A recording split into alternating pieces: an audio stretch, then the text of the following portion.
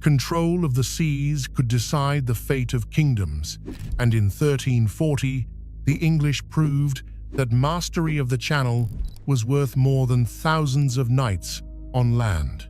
The Battle of Sluys would change the course of the 100 Years' War forever. 1453. The year 1453 marked a turning point in European history. While remembered for the fall of Constantinople to the Ottoman Turks, which ended the Byzantine Empire and heralded Ottoman dominance, it also reflected major changes in Western Europe. Feudal structures were weakening as centralized monarchies consolidated power, creating more efficient administration and stronger authority. Economic growth, driven by trade, urban development, and agricultural improvements, reshaped societies and shifted traditional power dynamics. In England and France, long-simmering tensions from dynastic disputes over continental territories were reaching a climax, forming the context for the 100 Years' War. This prolonged conflict had already reshaped military organization, alliances, and fiscal priorities, and both kingdoms were still dealing with the aftermath of the Black Death and recurring famines, which disrupted governance and social order.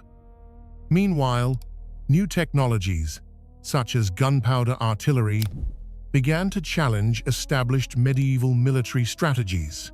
These factors created a volatile environment in which political rivalries could quickly escalate into large-scale war. Understanding 1453 as more than the fall of Constantinople allows historians to see it as a hinge between medieval and early modern Europe, where shifting power structures, economic change, and military innovation converged, setting the stage for decades of warfare and the eventual emergence of stronger nation-states across the continent. Anglo-French origins. The origins of the 100 Years' War were deeply entwined with the legacy of the Norman conquest and the complex feudal relationships that arose from it. When William, Duke of Normandy, became King of England in 1066, this paradoxical situation persisted for centuries, creating tension between England and France as English monarchs held extensive territories on the continent, sometimes larger than those of their nominal overlords. Over time, successive French kings, starting with Philip II Augustus, gradually reclaimed lands from English control, leaving only the Duchy of Gascony under English rule. Gascony's wealth, particularly from its wine trade, made it a valuable and semi-autonomous asset, further inflaming disputes over sovereignty.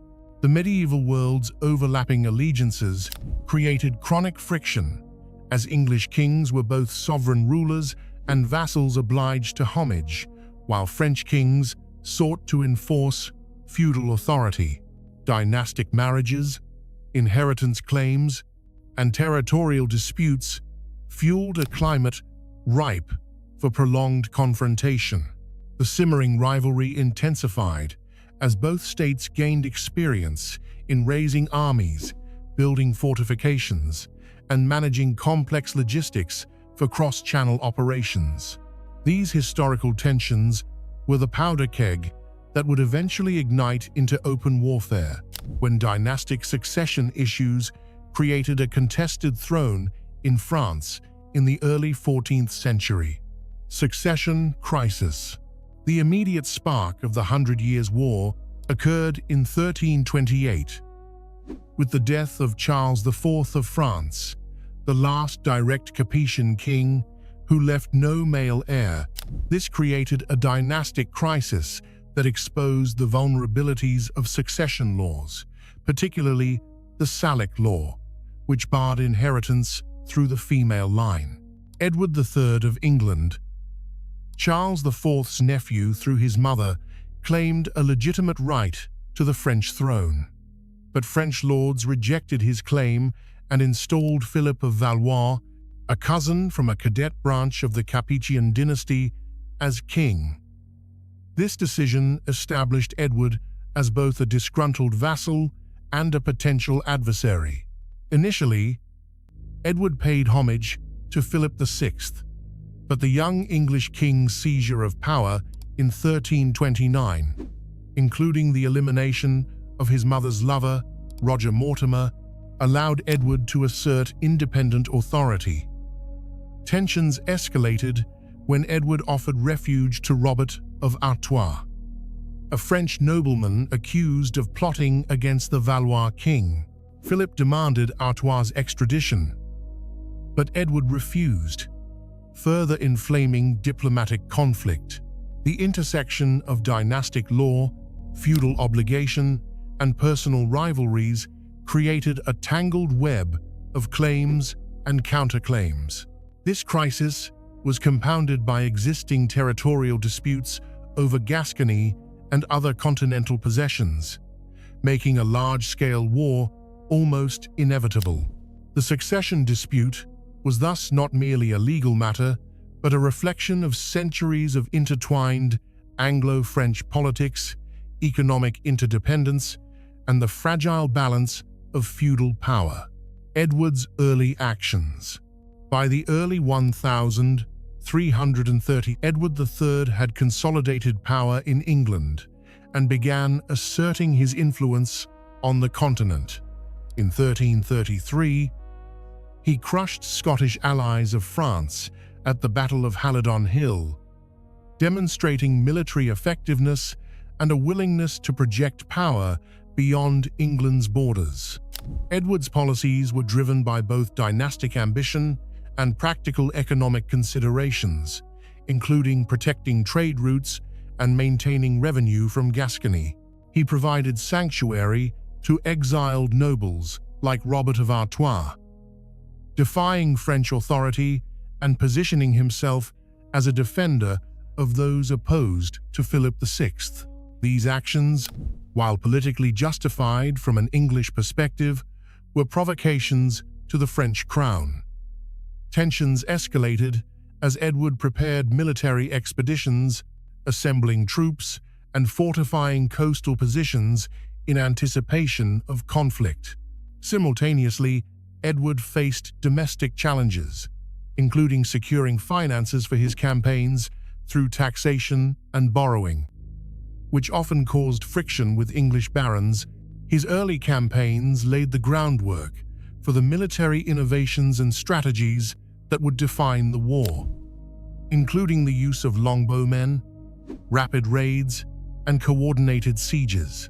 These formative actions established Edward as a proactive and strategic leader, willing to combine diplomacy and military initiative to advance English interests in a highly contested Franco-English landscape. Rising tensions. Tensions escalated as Edward and Philip maneuvered across diplomatic and military fronts. Philip VI sought to assert feudal authority over Aquitaine, claiming Edward's violations of French law justified confiscation of his continental holdings. Edward's refusal to comply, citing legal technicalities and his vassal rights, made confrontation inevitable. Meanwhile, commercial interests in Flanders, closely tied to English wool exports, added an economic dimension to the conflict, as both sides sought to control lucrative trade networks.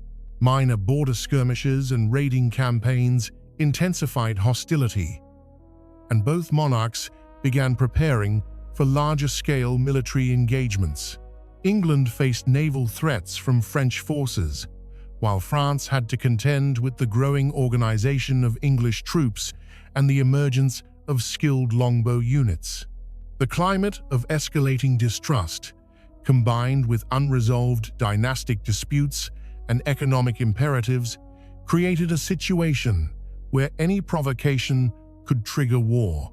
The interplay of personal ambition, legal claims, and economic interests turned simmering political tension into a full-scale confrontation.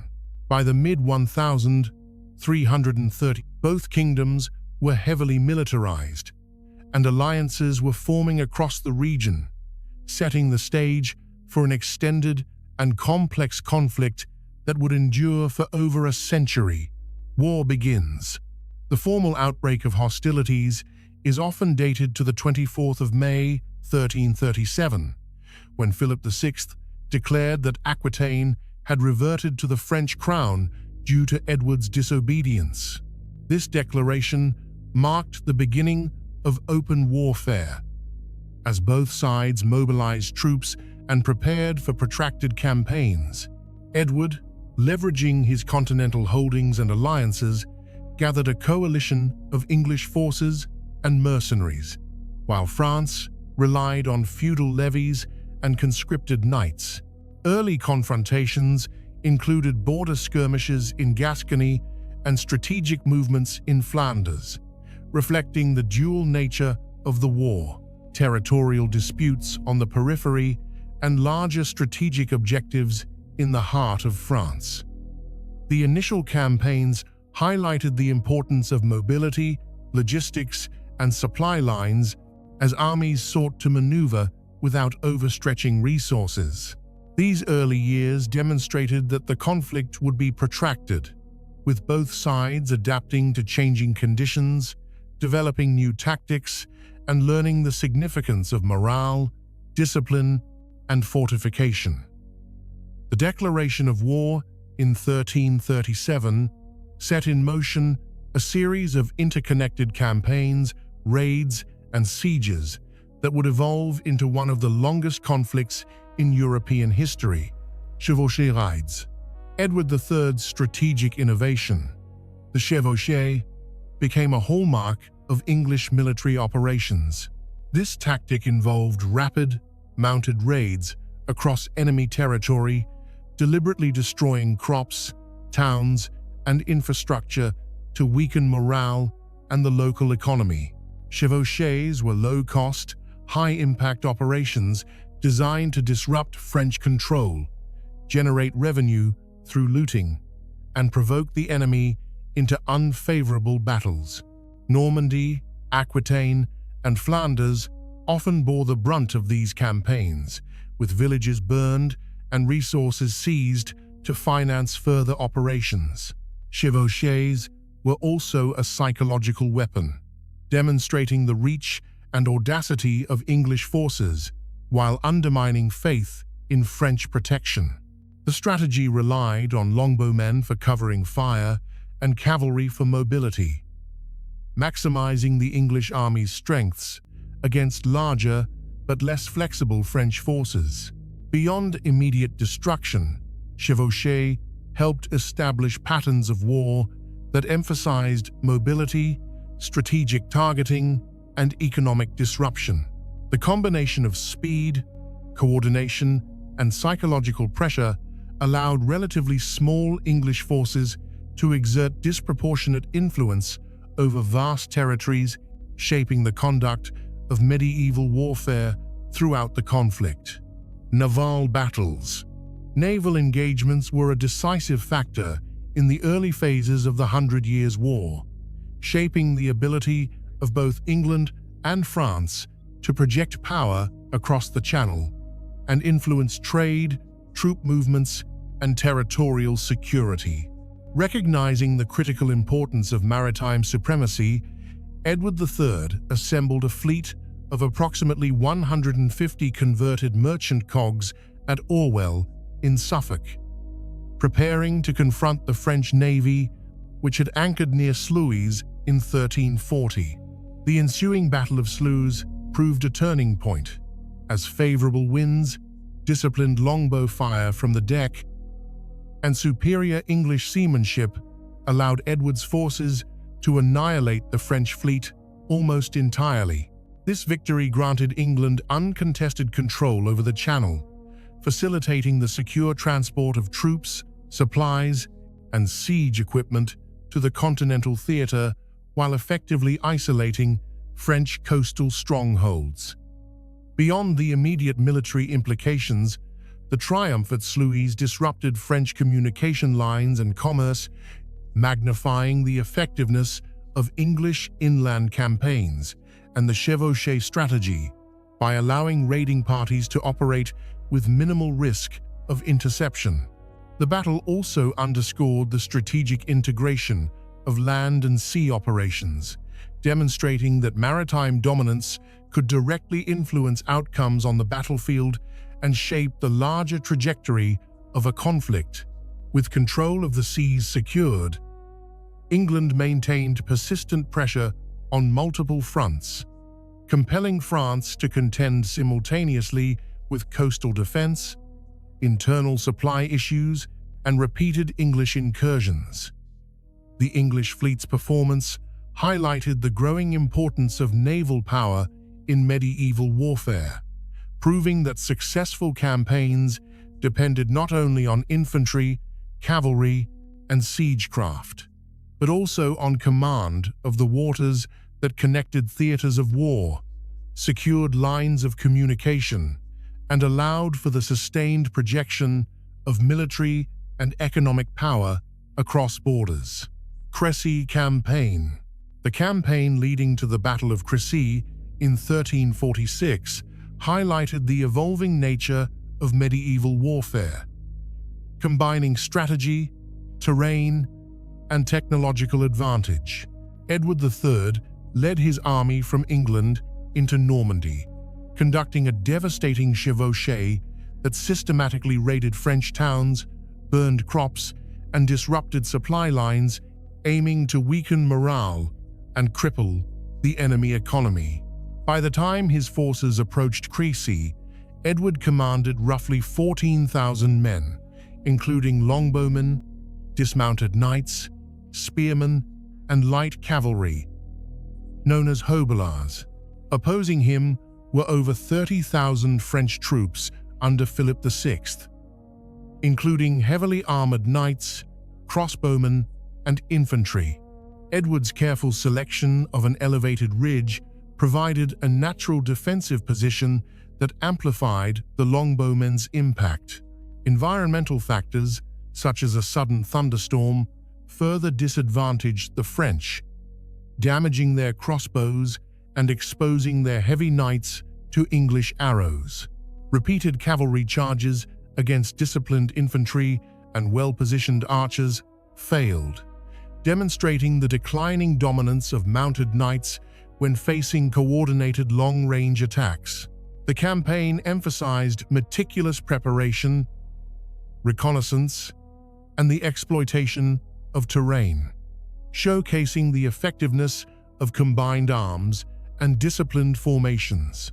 Crecy became a lasting example of English military ingenuity, reinforcing Edward III's claims in France, while reshaping medieval battle doctrine and influencing future engagements during the 100 Years' War.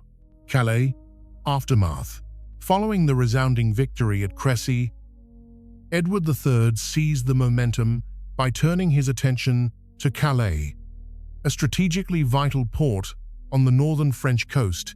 The English king launched a protracted siege that lasted nearly a year, culminating in 1347 with the city's surrender, providing England with a secure and permanent foothold on the continent. Calais became indispensable as a supply base, allowing English forces to maintain prolonged campaigns deep within France, receive reinforcements, and store provisions for ongoing military operations. Its capture signaled a broader shift in the balance of power, demonstrating that England could project military strength across the Channel, overcoming logistical challenges that had traditionally constrained operations in foreign territory. At the same time, Edward's forces successfully repelled a Scottish invasion at Neville's Cross, stabilizing the northern frontier and freeing crucial resources to focus entirely on the French theater. The long-term consequences of Calais' acquisition were profound. It ensured sustained military advantage, strengthened England's control over key trade routes, and established a base of operations that allowed the English crown to maintain a presence on the continent for more than 2 centuries. Politically and diplomatically, the city's capture forced the French monarchy to reconsider defensive strategies, reshaping negotiations, military planning, and resource allocation. The combination of victories at Crecy and Calais underscored the interplay of battlefield tactics, fortifications, naval power, and logistical foresight, illustrating how carefully executed military campaigns could produce lasting, strategic, political, and economic consequences, ultimately influencing the trajectory and intensity of the 100 Years' War for decades to come.